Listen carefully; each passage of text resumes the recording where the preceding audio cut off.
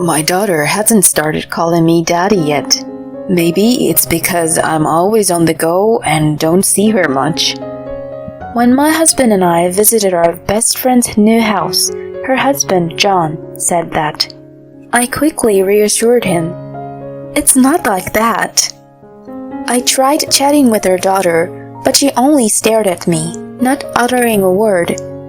I recall Jean saying she was a quiet one, and it seemed accurate. Lost in thought, I was jolted when Reina's expression changed as she saw the person standing behind me. She darted past me, beaming, "Daddy, let's play!" My heart stopped as I spun around. Reina was hugging not John, but my husband. "Sweetie, your daddy is over here," John said, attempting to bring her to him, but she clung tighter to my husband, tears in her eyes. "No, I want to play with Daddy!" My husband appeared dumbfounded and uneasy. "What's going on, Kev?" Little did I know a surprising revelation awaited us. My name is Helen, and I'm a 33-year-old working at a city hall. I first met my now husband, Kevin, in college. My good friend Jean invited me to a co-ed barbecue, and that's where Kevin and I crossed paths. He was tight with Jean's boyfriend, John, as they'd gone to high school together. "Helen, Kevin's a catch. How about swapping numbers?" suggested Jean's boyfriend. I had a good vibe from Kevin, so we exchanged info. Things progressed from there, and soon we were dating. Jean and John were thrilled for us, and would often go out as a foursome. Throughout college, my memories always have Jean, John, and Kevin in them. Post-grad, I started working at City Hall. Kevin took on a role at his father's law firm, preparing to inherit the business. Jean ventured into fashion, while top student John landed a gig at a trading firm. Our bond remained strong, even after launching our career, often catching up over dinner. Jean and John tied the knot when we were 26, and Kevin and I spoke fondly of them at their reception. A year on, Kevin popped the question, and I was over the moon. We became man and wife. I recall that at the time Jean was expecting, and John couldn't have been happier. Fast forward 5 years, they had a girl, Reina. John's work took them abroad, but Jean and I stayed in touch. His job kept him busy, often overseas. Jean adjusted, focusing on being a full-time mom. As for Kevin and me, half a decade into matrimony, we cherished our quiet existence, though it lacked the spark of our earlier years. One concern loomed. We hadn't been able to conceive.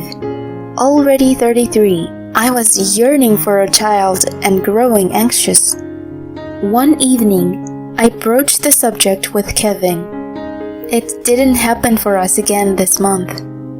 Distracted by a show, he responded, "Oh, really? Should we consider a fertility clinic? You want a family too, right?" "Why rush? Let's just see what happens." "We've been waiting 5 years. I'm concerned." He turned off the TV. "Not this again. I'm not up for a clinic visit." Disheartened, I barely whispered, "But why?" Without answering, he said, "I'm heading to bed," leaving me in the living room, tears welling up. The next week, I sought Jean's advice. Sharing my worries, I told her, "Kevin's not on board with treatments." Over the phone, she responded gently, "That's rough. Have you been tested?" "I have. They said I'm fine." Sometimes it's just about the right match. Stay strong. Our chat lightened my mood, if only a little. I shifted gears and asked about her daughter, Reina. "Thanks for letting me vent. How's Reina doing? She's 5 now, isn't she?" Yeah, she's good. But we think she might have some developmental challenges. She's not much of a talker. Oh, is that so? But she is my precious girl, no matter what. I bet she is. Has it been 2 years since we last saw each other? I miss you, Jean. To that, she responded with enthusiasm. Guess what? We are having a house built right now. Once it's ready, how about we all meet up? Seriously? That's awesome! Count us in for a housewarming party. Sounds great. Can't wait to see you too. I ended the call after a chat. Catching up with an old friend really boosted my mood. Later that evening, I shared the update with Kevin. I chatted with Jean today. Oh, how's she holding up? She's good, and so is Reina. John's off on yet another extended business trip. He's always buried in work. Kevin's mood seemed to lift just hearing their names. And here's a surprise. They're having a house built. No kidding! With John's taste, it's probably huge. It might be. We talked about catching up at their housewarming once everything is settled. Mid-conversation, Kevin interjected. You know, we should think about getting a place of our own too. I responded. Before a house, I want a baby. We'd need to plan for things like a nursery. His face clouded over. Not this again. It matters to me, Kev. It's on you that we don't have kids. I know I'm fine. His words caught me off guard. What do you mean? I've been checked out and everything is good on my end. How can you say you're okay when you haven't even been to a clinic? He looked briefly rattled, but then shot back. Whatever the case, our fertility issues, they're on you. If you want kids, maybe step up your game before gripping about it. He quickly finished his beer and made a beeline for the bathroom. His words stunned me into silence, and I sat processing for a bit. Fast forward a month, and Jean told us their house was ready. With a gift in tow, Kevin and I drove about an hour to their impressive new digs. It was even more luxurious than I'd pictured, but I suppose it was within reach given John's earnings. Great to see you, Kevin and Helen. John greeted us. Hey man, back from traveling, John? Sure I am. Just got in yesterday, but I'm off to Europe in a couple of months. The two guys seemed genuinely thrilled to catch up. Entering the living room, I spotted Jean in the kitchen. Congrats on the new place, Jean. Brought you a little something. I handed her our gift and she replied warmly. Thanks so much. As we talked, a thought struck me. Where's Reina? She's up in her room playing. Like I said before, she's a bit unique. Got it. Mind if I pop in and say hi? Before Jean could reply, John, having overheard, commented with a touch of melancholy. She still doesn't call me daddy. Maybe it's because I'm always on the go and doesn't see her much. That's not the reason, John. In her eyes, you're the best dad. Trying to reassure him, we were interrupted by the soft patter of little feet. Reina was coming down the stairs. She had grown so much since the last time I'd seen her. Hi, Reina. It's been a while. Do you remember me? I'm Helen, a friend of your mom and dad. I said brightly, but she just stared silently. I recalled Jean saying she was a quiet one, and it seemed accurate. Lost in thought, I was jolted when Reina's expression changed as she saw the person standing behind me. She darted past me, beaming, "Daddy, let's play!" My heart stopped as I spun around. Reina was hugging not John, but my husband. Jean and John looked just as shocked. Sweetie, your daddy's over here, John said, attempting to bring her to him, but she clung tighter to my husband, tears in her eyes. No, I want to play with Daddy. My husband appeared dumbfounded and uneasy. What's going on, Kev? He responded, trying to brush it off. Kids get mixed up, you know. She's just a little one. Jean added, laughing it off. Yeah, kids can be so random. Oh, Reina, they always keep you guessing. All I could do was force a laugh. Later, Reina retreated to watch some TV, and amidst the tension, we ate and soon left. On our way home, I mentioned, Reina seemed pretty fond of you today, even though she's typically so shy. He looked uncomfortable, then said, Kids are unpredictable. It sure was something. We drove the rest of the way in silence. The next morning, I got a text. Helen, thanks for coming by yesterday. We need to talk. Just us. It was from John. I quickly texted back. I've been thinking the same thing. See you this evening. We met at a local cafe that night. John was already waiting when I arrived. I sat down across from him. Thanks for coming, Helen. I wanted to discuss. I cut him off. Kevin and Jean, right? He nodded slightly. Even though I'm often away, I never doubted Jean. But after Reina's daddy moment, it's been eating at me. Me too. It's a stretch, but could Reina be Kevin's? His reaction confirmed my suspicions. We need proof. I'll try to get as much proof as I can on my end. Can you handle your side?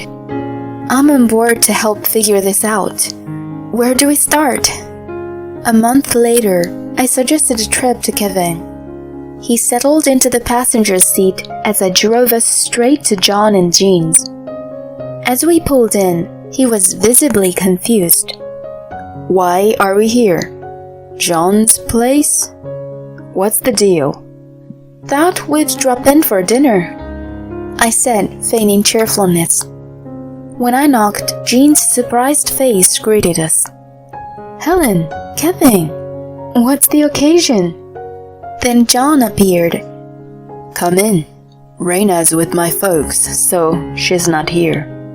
He led us to the living room, sitting opposite to my husband with me next to him.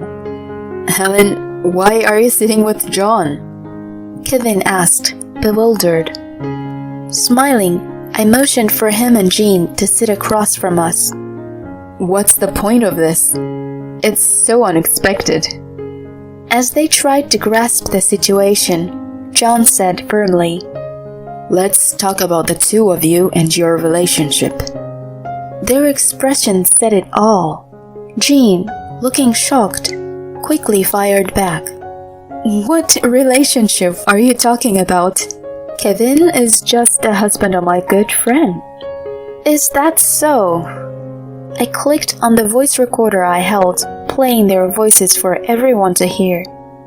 Man, that was close the other day. I didn't see Reina run into you like that coming. Took me by surprise too. Luckily, they didn't catch on. Can't even think about what had happened if they realized I was her dad. Well, my husband's kind of obvious, so we're good. But let's enjoy today. The recording kept playing their intimate chatter until Jean yelled, Turn it off! How could you? What is this? Kevin was in panic. Staying calm, I replied, All those overtime days, I put a voice recorder in your car. It played right into my hands. Both of them looked utterly stunned. John passed them a document. I also did a DNA test. Reina isn't related to me. Start talking. After a beat, They spilled everything.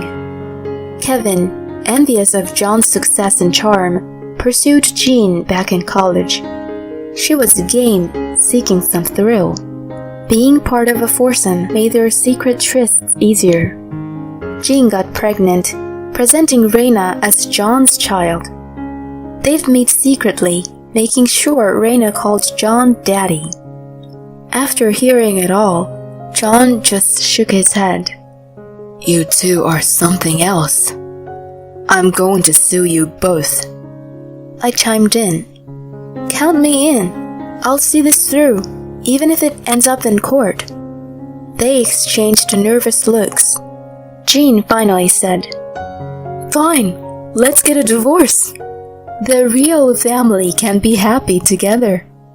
Kevin retorted, I don't want a barren wife anyway. I have a sweet kid. At this, I couldn't hold back my laughter. They looked dumbfounded. A real family? A sweet kid? You can't be serious. What's so funny? I shook back. Kevin, you're the infertile one. I secretly had a sample from you checked at a clinic. Turns out you can't naturally father a child. What?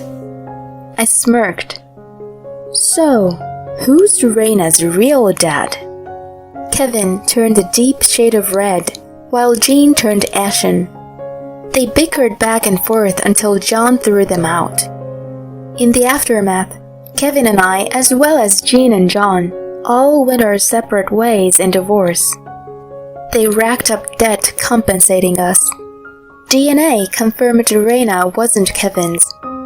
Jean stayed mum about the real father, and last I heard, her parents are raising Reina. The identity of Reina's dad remains a mystery. Both Jean and Kevin, now on their own, are hustling to pay off their debts. While they're clearly having a rough go, I can't muster any pity. As for me, life's been good, just me and my peace. John and I, having faced the storm together, occasionally grab a drink as pals. While I can't see us dating, I hope our friendship lasts. My focus now? My work and finding someone genuine.